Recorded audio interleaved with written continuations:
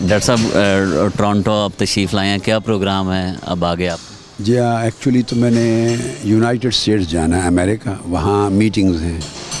اور عوامی تحریک کی ری آرگنائزیشنز کے لیے، تو پاسپورٹ جو میرا ہے یہاں کا اس کا وہ رینیو ہونے والا تھا، اس کی ویلیڈیٹی پیریڈ کسی دوسرے ملک میں جانے کے لیے کم رہ گئی ہے، تو میں رینیو کراؤں گا پاسپورٹ اور پھر امریکہ جاؤں گا، اور 13 کو پروبیبلی واپس ٹورانٹو آؤں گا، 13 نومبر کو انشاءاللہ، اور 3 دن پھر یہاں سٹے کر کے اور واپس لنڈن، ایک آدھ دن سٹے کر کے تنظیمات کو مل کے اور واپس پاکستان۔ 16 کو یہاں سے روانگی ہے میری۔ ڈاکٹر صاحب فنڈ ریزنگ کر رہے ہیں پوری دنیا میں، اور یہ وہاں پہ کہا جا رہا تھا کہ پیسے کی کمی ہے اور انقلاب میں پیسہ رکاوٹ آ رہا ہے۔ میں فنڈ ریزنگ ذاتی طور پہ کبھی نہیں کرتا، اور کسی بھی فنڈ ریزنگ ڈنر میں خود شریک نہیں ہوتا۔ میں تو تنظیمات کو، پیٹ کی تنظیمات جو 2004 میں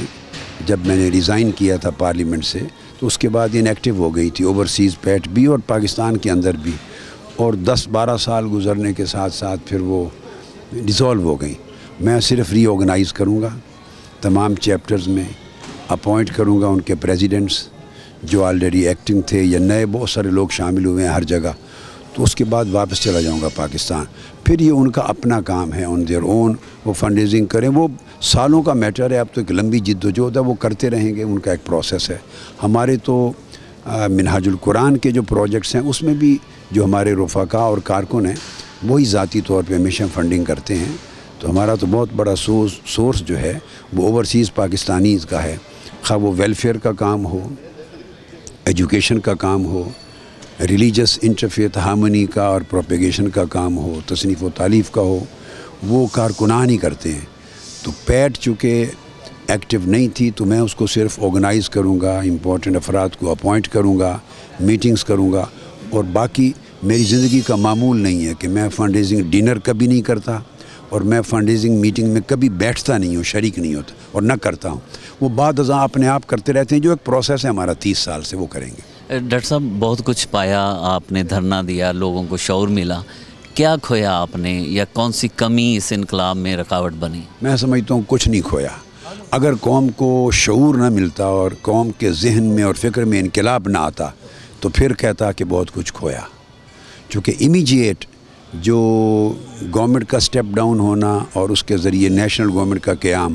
وہ چونکہ اچیو نہیں ہوا تھا، لیکن اس سے بہت بڑا گول جو پچھلے 43 سال میں قوم کو نہیں ملا تھا، اویئرنیس، اویکننگ، شعور کی بیداری۔ ذوالفقار علی بھٹو کی آمد پر 1970-71 میں قوم بیدار ہوئی تھی، اور وہ پیریڈ گزر گیا، میں اس پہ کومنٹ نہیں کرتا، لوگوں کے موافق اور مختلف ویوز ہو سکتے ہیں، لیکن 70s کے زمانے کے بعد 40-42 سال سے پوری قوم اس پر ایک جمود طاری تھا، فکری جمود، ذہنی جمود، عملی جمود۔ ان کی امیدیں ختم ہو گئی تھی، ٹوٹلی قوم مایوس تھی، وہ کسی چینج کے لیے اٹھنے کو تیار نہیں تھی۔ انقلاب ان کی سوچوں سے نکل گیا تھا اور وہ اپنے مستقبل سے مایوس تھے، اندھیروں کو قبول کر لیا تھا، بھوک کو، پیاس کو، غربت کو، مظلومیت کو، محرومیت کو اپنا مقدر سمجھ کے سینے سے لگا لیا تھا، اور وہ کسی تبدیلی کے لیے کسی وقت بھی اٹھنے کو تیار نہیں تھے۔ یہ 70 دن کی جو ایفرٹ ہے میری، ایکچولی تو 17 جون جب 14 لاشیں گریں، 90 زخمی ہوئے، قربانیوں کی ایک داستان شروع ہوئی۔ پھر 23 جون کو جب میں نے پہنچا تو حکومت پاکستان بکھلاہٹ کی اس کی انتہا یہ تھی کہ جہاز میرا ڈائیورٹ کر دیا، جس کی ضرورت نہیں تھی، مگر یہ اسی قربانیوں کا ایک تسلسل تھا۔ اور 14 اگست سے لے کر یہ 19 اکتوبر تک اوورال 70 دن کی جد و جہد اور 68 دن کا دھرنا، اس نے سوئی ہوئی قوم کو بیدار کر دیا ہے۔ ان کے بیدار ہونے پر، اور میں نے چونکہ پھر وزٹ کیے، میں فیصل آباد کا جلسہ پوری دنیا نے دیکھا، میں بھی گیا ہوں، ایک سمندر امنڈ آیا تھا، اور کارکن اس میں مشکل سے ہمارے 20% ہوں گے، 80% سول سوسائٹی تھی۔ پھر جھنگ اور چنیوٹ کے ڈسٹرکٹس میں گیا، سیلاب زدگان، 15 20 ہزار دیہاتی لوگ 2 3 میل تک سڑکوں کو جام کر دیتے تھے، سینکڑوں دیہاتوں سے گزرگاہ نہیں تھی، آگے سڑکوں پہ لیٹ جاتے تھے۔ یہ جنون، یہ محبت، یہ وارفتگی، یہ بیداری، انقلاب کا منظر میں نے اپنی زندگی میں نہیں دیکھا۔ میرا وطن ہے،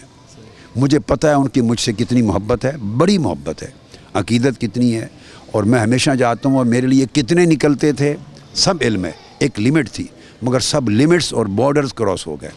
پھر لاہور کا جلسہ ہوا، آپ نے بھی دیکھے اور ہم نے بھی دیکھے، پہلے بھی کیے ہیں، صرف لاہور ڈویژن اور گوجرانوالا، پورے پنجاب کے کسی ایک شہر کو اجازت نہیں تھی کہ وہ یہاں آئیں، کیونکہ میں خود ہر شہر جانے والا تھا نا اگلے جلسوں میں۔ اب آپ نے دیکھا ایک سمندر تھا، اوور فلو تھا۔ پھر ایبٹ آباد میں گیا ہوں فلفور، اس کا منظر آپ نے دیکھا۔ پھر 6 گھنٹے کے نوٹس پر ایک رات میں ہری پور کا دھرنا رکھا، وہ بھی ایک سمندر تھا۔ تو یہ ایک اویکننگ جو ہوئی ہے ایسٹ سے ویسٹ تک، نہ صرف پاکستان کے اندر، پاکستان سے باہر، یعنی جہاں کہیں گزریں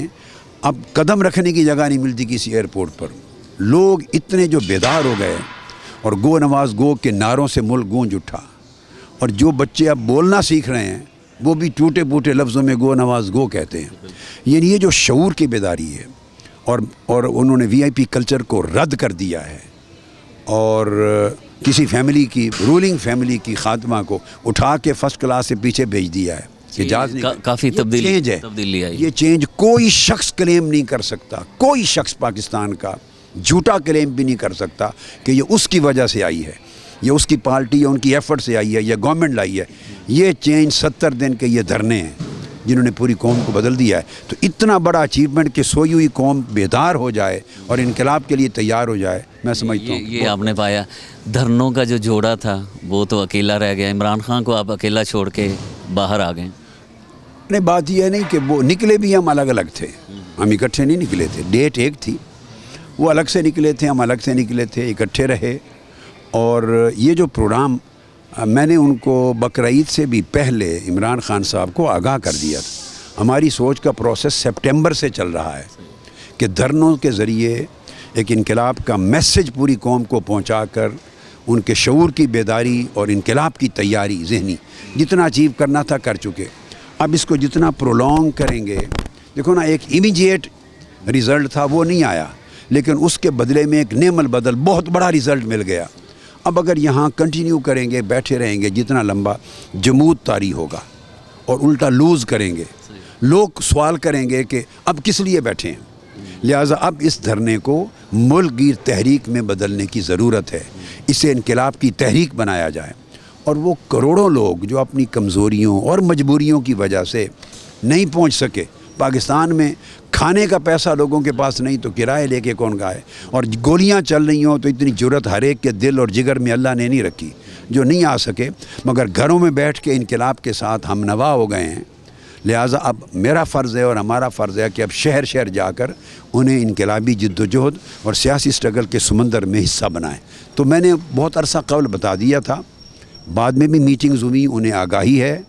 انہیں کوئی objection نہیں، وہ انڈیپینڈنٹ فیصلہ کرنے کے مجاز ہیں۔ ہم ان کے فیصلے اور ان کی حکمت عملی کا احترام کرتے ہیں، وہ ہمارے فیصلے، ہماری حکمت عملی کا احترام کرتے ہیں۔ ہم میں کوئی اختلاف نہیں ہے، کسی سٹیج پہ یہ دونوں دھارے پھر اگلی اسٹرگل میں اکٹھے بھی ہو سکتے ہیں۔ بہت شکریہ۔